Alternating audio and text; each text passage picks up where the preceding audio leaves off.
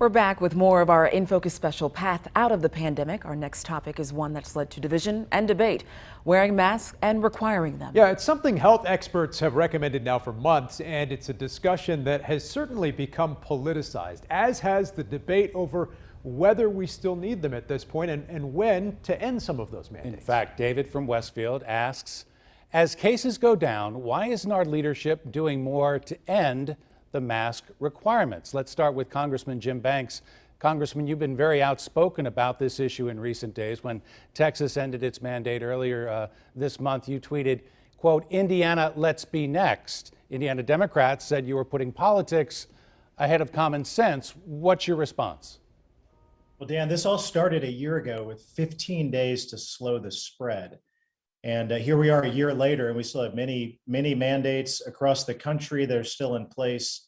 The good news is that in Indiana, over 15% of our population is now vaccinated. The highest risk categories have had vaccinations widely available to them, and over 1 million Hoosiers have had at least one vaccine. Nationwide, we're down 77% of cases of COVID in the last 6 weeks. So that's why you saw the state of Texas, one of the larger states in the country, remove their mask mandate and lift many of all of their business closures. You're seeing other states follow suit.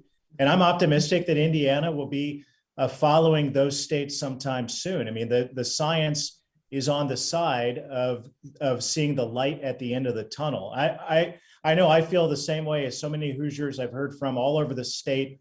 We didn't sign up to wear masks forever. We wore them as mandated to slow the spread, but our leaders owe everyone in our state and our country with an explanation of when are we going to get rid of the mask and how are we going to do it. And I'm optimistic that that's going to happen really soon in our state and in every other state around the country as soon as possible. Let's continue this conversation. Today, Indiana Governor Eric Holcomb has made it clear.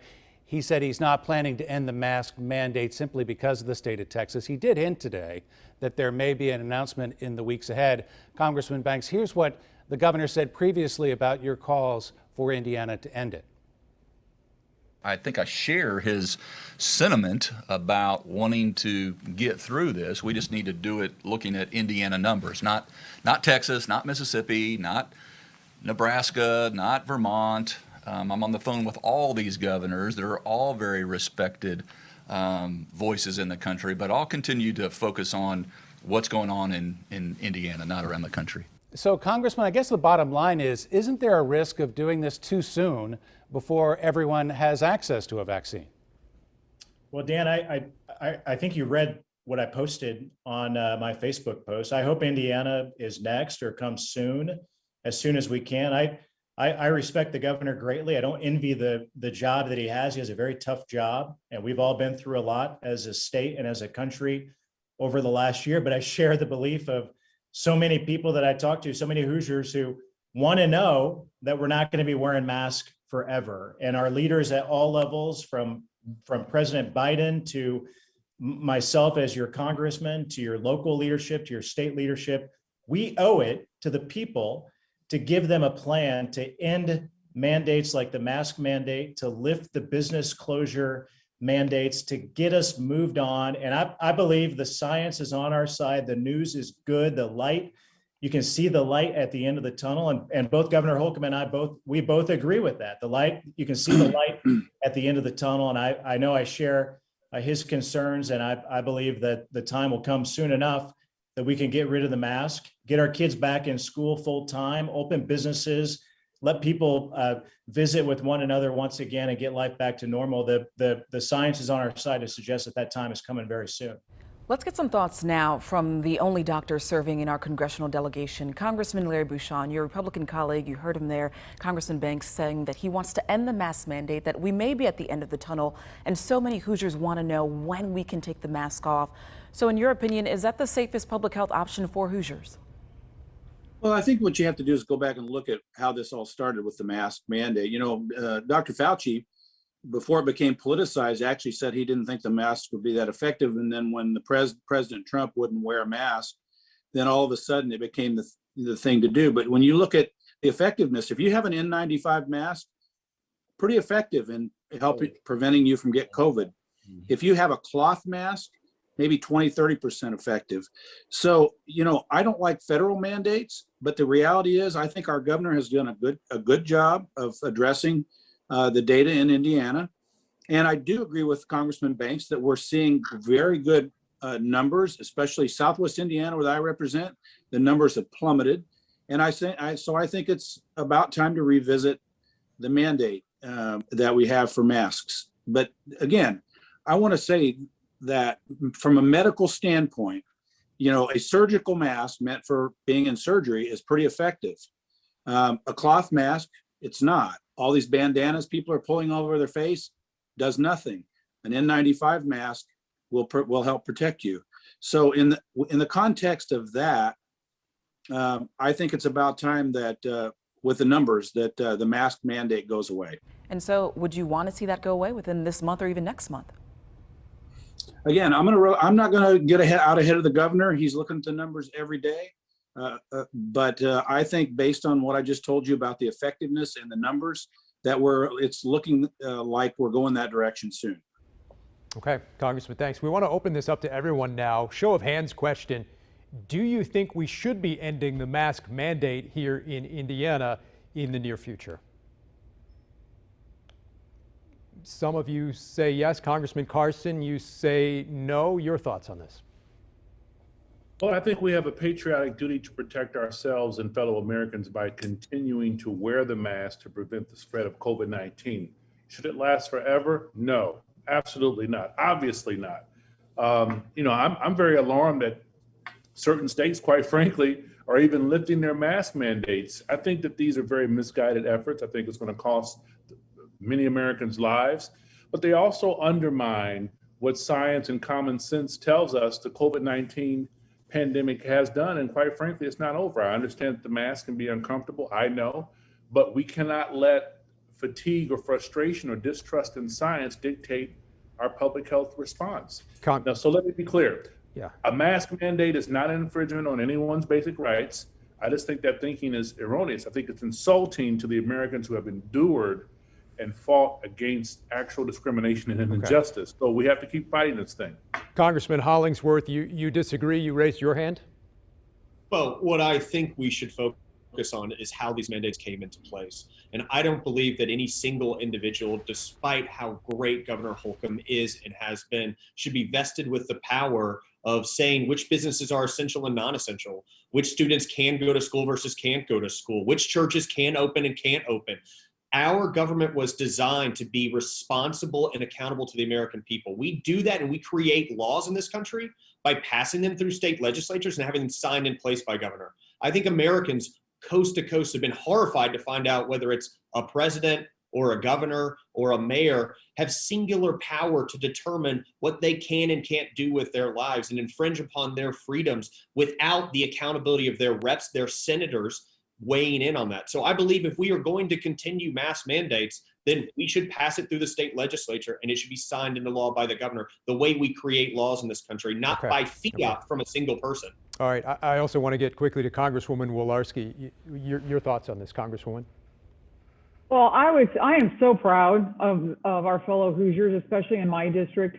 When things first started happening with COVID a year ago, and the governor came out and basically was parroting down from the federal government as the executive in the state of Indiana. He started talking about things like social distancing and masking and those kinds of things. And if you remember when COVID first started, our fellow Hoosiers sent those numbers down as fast as possible, and we saw a huge decline. And then our fellow Hoosiers responded. And I think all of us are to the point right now, when I answered the question a second ago about our economy in Northern Indiana is doing fine. People want to be free. You know what? Spring is coming. And I think I'm optimistic. I think very soon we'll see the mask mandate drop in the state of Indiana and we'll be open. And I think that our ability to get our people back to work and get those jobs filled and get back to normal is priority one for all of us. Congresswoman, thank you. Now, the next question is for Representative Spartz and Bayard. As we do get a grip on this pandemic, COVID-19 variants are complicating the path out of the pandemic. We know one variant has already infected Hoosiers here. Congresswoman Spartz, if the numbers start to go back up and these variant trends continue to show increased transmission risk, should Indiana consider tightening the restrictions again? I think one thing is important, and I kind of want to echo Congresswoman Walorski, gentle lady from Northern Indiana. I'm working with her and my delegation, but I think it's very important for us to have a plan and communicate a plan. And for our executive branch to work with legislative branch to have that plan. I think Indiana is in session, the General Assembly right now, so they have a great opportunity because we have to understand that businesses cannot adjust and people, on the light switch. So you always have to be ahead of the game and communicate well. But also, if we look at this, all of these mandates, let's just be realistic. They're all voluntary, right? We're not going to put people in jail for not wearing the mask. So if people believe it makes sense, it's common sense, people are going to do it. If something doesn't make sense, people are not going to do it. And we have to be transparent, and people expect us to be transparent. And I think that's something needs to happen. Let's get now to Congressman Bayard. Is there a COVID-19 metric or trend that would mean shutting down Indiana or tightening those restrictions again, especially considering what we just heard from the Congresswoman is with businesses? In your original question, you mentioned variants. And so the two vaccines from Pfizer and Moderna are using messenger RNA or messenger RNA or mRNA. And that is not like having a modified live virus, or in other words, changing the organism. And so though that does not result in parts of that RNA being in your own DNA. My point being, and some of that disappears with time. So I think the Operation Warp Speed and having access to these vaccines in such a rapid fashion has really been an asset for us to be able to recover from this pandemic. And you have to remember that back in the beginning, this is all new to all of us. And so the challenge, we were talking about masks a while ago, the challenge to all of this to me is that we really do need to get back to work and get back to school. And to do that, we've got these vaccines that can help move us forward. Congressman, thank you. As we move forward with vaccinations and finding out ways out of the pandemic, the focus also shifts to conversations about the lessons learned. We want to bring in Sadie All from our partners at WTWO in Terre Haute for a question on just that subject. This will be for Senator Braun.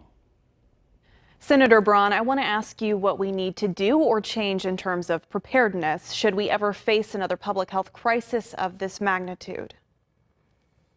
Great question, and we've had a year to get it figured out. I think clearly we knew little about what was ahead of us. I did a couple floor speeches that said just that. Going to have to fight a two-front battle against the virus and to keep the economy alive. A couple takeaways that I see. You should have maximum emphasis, I think, on individual responsibility and to be able to fight this at the local level in ways that make sense. Mentioned all throughout the conversation, mandates, essential businesses. When you start making broad, sweeping, top-down approaches, you're going to end up spending a ton of money. You're probably not going to get it right. So I think what we've learned more than anything is that, number one, our system was resilient. Thank goodness for Warp Speed. I saw where CDC, FDA were arguing between themselves, we probably wouldn't have vaccines. And then instead of trying to direct it, and I think this is very indicative of 2 points of view in terms of governing at the federal level from the top down. One size fits all doesn't work across the span of our country. States are different. One size fits all doesn't work within a state. Du Bois County is different from Marion County. And I think individual responsibility, and I'll cite this as my final way to look at it. Every business was shut down in downtown Jasper, including my wife's store.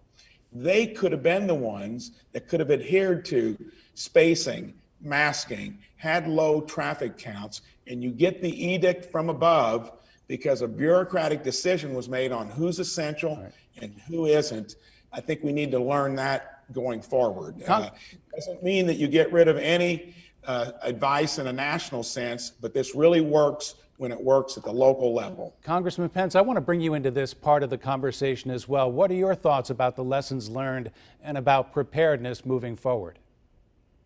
Yeah, great question. I just had that conversation in Lawrenceburg at a vaccination center, and they said, you know, we learned a lot to get ramped up to be able to do 400 vaccinations a day. Now we can do 1,200, and we'll be ready for the next issue with this type of situation that we ever have in the future. So I agree with Senator Braun. Down at the local level, I think what we've learned is that's where it's best administered. And I have to give a plug for my brother. You know, he started the warp speed, the COVID response, and put everybody together. And a lot of times we criticize former administration and all the people involved, but think of the yeoman's work, both in the state and the federal, across our country, of people that got together. Not only did we get vaccinations, but we got PPE out and learned how to fight this and fight it quickly. And it was a moving, everything had moving parts, but we figured out how to do it. And I think we've now learned how we coordinate between federal, state, county, and city, and we'll be prepared in the future. All right, we do need to move on, but before we do, I wanted to ask the entire group, and all of you, again, are on camera right now. If there was another global pandemic, please raise your hand if you agree the United States would actually be prepared for it.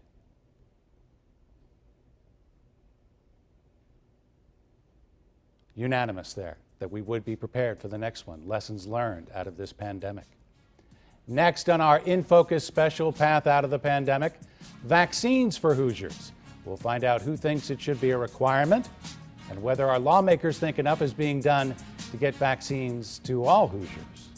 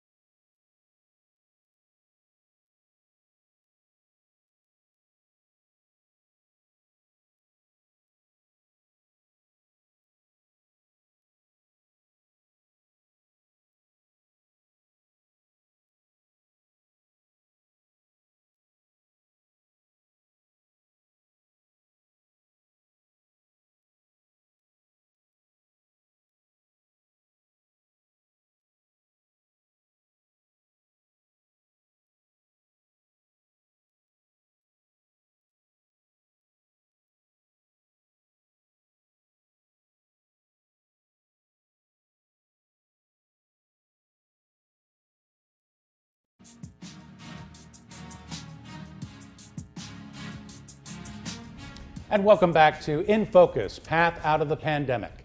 We're broadcasting live across the state with several members of our congressional delegation. Tonight, our next topic is the vaccine. We do want to start with a show of hands again. Who has already been able to get the vaccine? A few of you there. How many of you plan to get it still?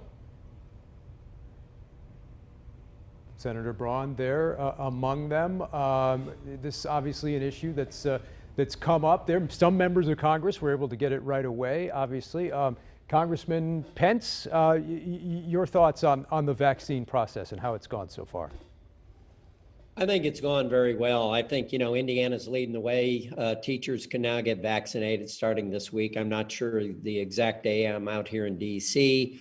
We're at 50. I'm amazed to find out even our adjacent state like Ohio are still 70 and above. There's some special groups that we need to focus on. And I think we are doing that. We're expanding that. We're certainly championing for that. People like folks on dialysis, they need special consideration. Our first responders, we're just leading the way across the country. And, as we were talking about earlier, what have we learned? I think we've learned Indiana's done it right. And the governor's done a great job. All right, Congressman, thanks. Congressman Hollingsworth, your thoughts on how the process is going? Was it right that members of Congress were able to get it right away? Well, I certainly wrote a letter to Speaker Pelosi saying that I don't think members of Congress should be ahead of ordinary Americans that are working hard, going to convenience stores, going to the grocery stores, putting in the work every single day to make sure this economy keeps going. I want to make sure every American has access to the vaccine as soon as possible. And I think putting members of Congress ahead of others is exactly the wrong message, that Washington should come first. I think Americans should come first. We want to get to a question from Chelsea in Franklin. She asked this about the vaccine. Will it be required for children in school? Representatives Bucshon and Spartz, aside from a few exemptions, several immunizations are already required for school admission. Should COVID vaccines also be required for students or teachers for that matter? Let's go ahead and start now with Congressman Bucshon. What would you tell Chelsea? Yeah, well, first of all, let me just say this: government should not be mandating vaccines. I mean, I think, it's a medical procedure. It's a free country. People have the choice to make. I think our role is to be the educators of why it's a good idea to get vaccinated against COVID and to educate people on the benefits of that. Now, that said, I do think individual organizations like school districts, businesses, and others will have to make their own internal decisions on whether or not they will require teachers, students, or employees to get vaccinated. And that's the private sector is going to have to make that decision, but the government should not mandate it. I think we'll see there'll be some pushing and pulling on that. But let me just finish real quickly. Say hospitals that I worked at required the flu vaccine or you couldn't come to the hospital after a certain date. So there will be some of that. Congresswoman Spartz, let's get your thoughts on this. You have, of course, constituents who are in part of IPS. That's more than 30,000 students who could be required here to take the vaccine if a mandate did go through. Yeah, it should be individual choice. I agree with Congressman Bucshon. Also, I agree with Congressman Trey Hollingsworth. I thought I'm 42. I shouldn't be ahead of other people in Indiana to get vaccines. But it's also important just follow up. Vaccines shows us how much innovation can happen if we cut regulations and how much we achieve in 1 year and kind of what we learned, follow up on previous question, and also how many issues we have with our strategic supply chain and dependency on China. And I think Congressman Banks were raising a lot of questions, but that's something we need to learn and be better prepared next time. But definitely we cannot force people to do things that they don't want to do. But we should be transparent and communicate better so people know. Let's talk about distributing the vaccine. Marion County, one community that's trying to address vaccine equity with an ambassador program. It has neighbors encouraging other neighbors to get the vaccine. Congressman Carson, you represent most of Marion County. Do you think we're doing enough right now to make sure the vaccine gets equitably distributed to underserved communities, minority communities? And if not, what more can be done? Dr. Kane has been at the forefront of this effort, and I think one of the biggest challenges in distributing the vaccine is making sure it's being distributed to people who need it most. This pandemic has certainly laid bare the inequalities that exist in our healthcare system. The data is already showing us that the minority communities are hit the hardest by the virus. We have lower vaccination rates, and I want to encourage anyone who can get it, they should take it. But I say this especially to Black people who have very real concerns. I share those concerns. I share those suspicions, going back to the Tuskegee experiment. I understand those concerns, but I don't think we can let fear obscure the facts that this vaccine is so critical right now, but it still should be a choice. Congressman Baird, I want to bring you in on this conversation as well, not only about distribution, but also rural populations that may not have as many points of access for residents to get the vaccine. What are you hearing about that from your district? Is that to me? That was to you, sir. Yes, I would certainly encourage folks to think about their family and themselves and what they might be doing to protect others. And Dr. Bucshon, I thought, had a good answer. It is a medical procedure, and so having the choice to do that, then I think that we have so many service centers that are providing vaccinations, including pharmacies are going to open up now, that if we educate and help people to understand what the vaccination does for them and those around them, then I think that's what's important. All right, we also want to bring in Congresswoman Walorski about this issue. What are you hearing from people in northern Indiana about the distribution of the vaccine and the availability? Well, I think it's been phenomenal. I would echo what Representative Pence said. I think the governor's done a phenomenal job on making sure that there's access. And I would encourage folks to get the vaccine as well. I think when we're talking about the fact of getting COVID behind us and moving forward, I think the fastest thing we can do together is take the vaccine and look forward to getting back to work, getting back to normal, getting our kids back in school and moving forward. I think it's good, and I think we're in a good place. Yeah, we're looking forward to that for sure. We thank you all for being here. We want to thank all of our elected officials for joining us tonight and for this very candid conversation. We're signing off here on your television right now, but the conversation continues tonight online. Right now on our websites, your local TV station's website, we'll be talking more about our congressmen and women about other topics that are important to them. Thanks for joining us. We hope to see you online.